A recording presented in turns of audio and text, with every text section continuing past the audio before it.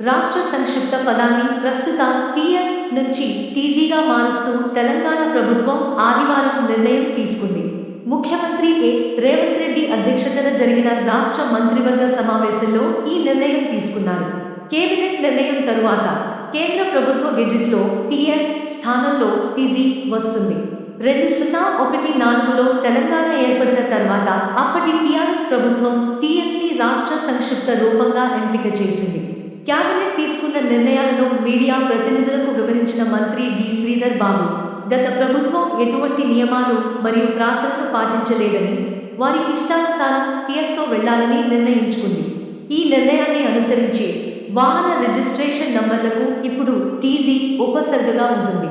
ఎన్నికల ప్రచారంలో రేవంత్ రెడ్డి చేసిన ప్రకటనను అమలు చేయాలని కేబినెట్ నిర్ణయం తీసుకుంది. టీఆర్ఎస్ పార్టీకి అనుకూలంగా ఉండేందుకే టీజీ స్థానంలో టీఎస్ వచ్చిందన్నారు.